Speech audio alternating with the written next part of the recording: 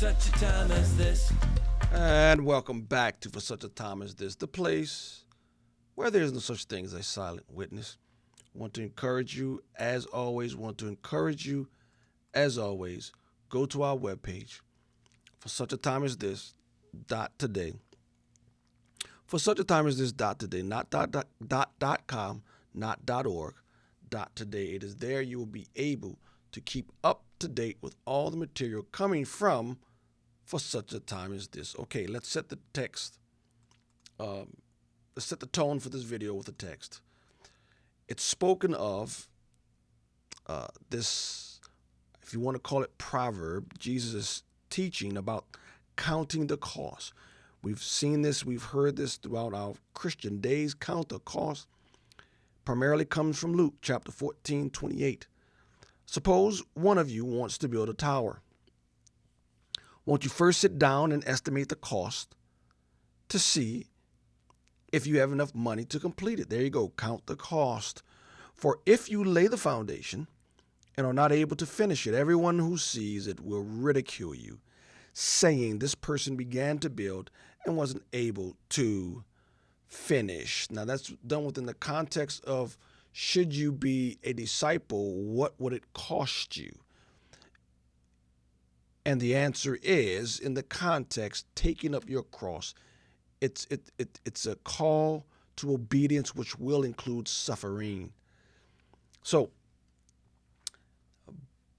but it's true. You count the cost. Anyone who's going to get into a project, you will count the cost to see whether or not you can complete it. With that said, this article caught my eye, and it really just, I don't know. It's just, I just think common sense is no longer common.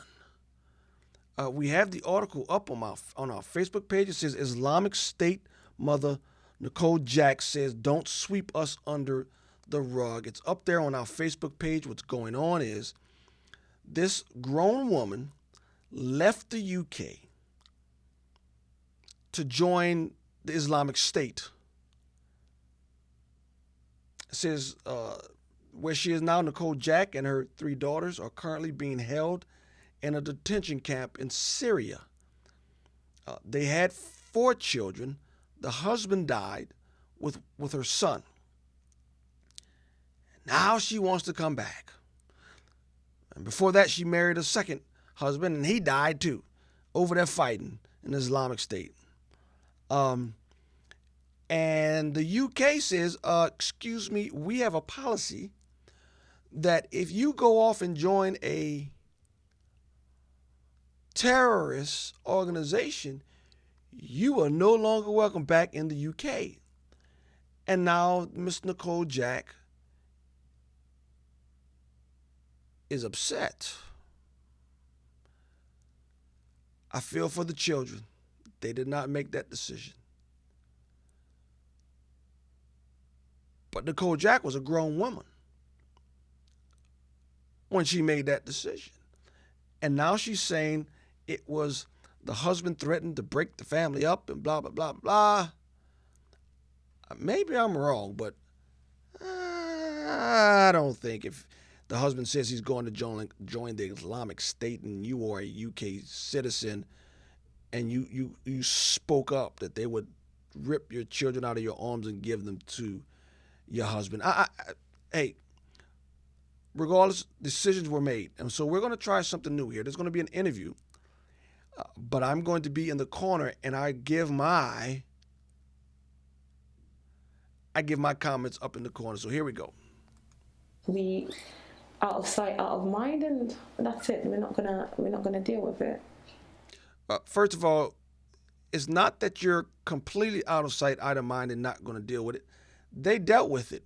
They told you, you ain't coming back. And I think that's what the issue is. I would say to them, deal with the issue. They did deal with it. They didn't sweep it under the rug. They denied you coming back in. They dealt with it. or they dealt with it. Sweep it under the carpet, just directly deal with the issue. Well, I think they should open up a dialogue. Yeah, they should at least consider. They did. They opened up the dialogue. They considered. They said no.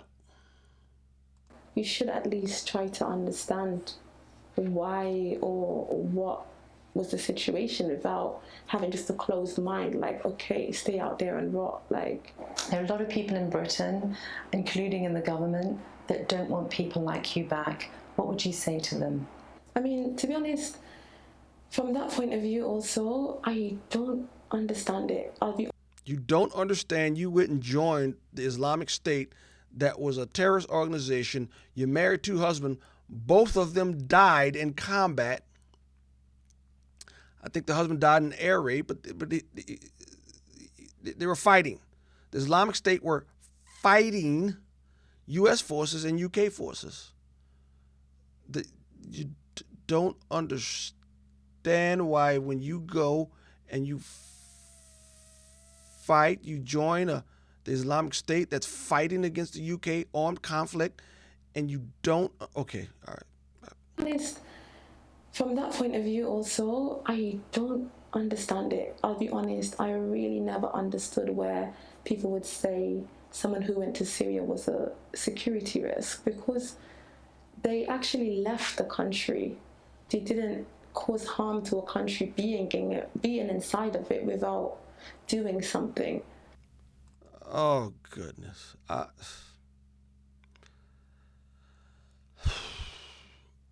I feel for your daughters. Ma'am, I don't feel for you. You weren't a teenager. You weren't a teenager. You were a grown woman when you left. You didn't count the cost. And you can't blame the UK government for saying no. When you made the choice to leave the UK and go join the Islamic State, an organization that took up arms against our country, you forfeited. You forfeited the right to come back and live here. I think that's personally, I think that's perfectly reasonable. Sorry, you didn't count the cost.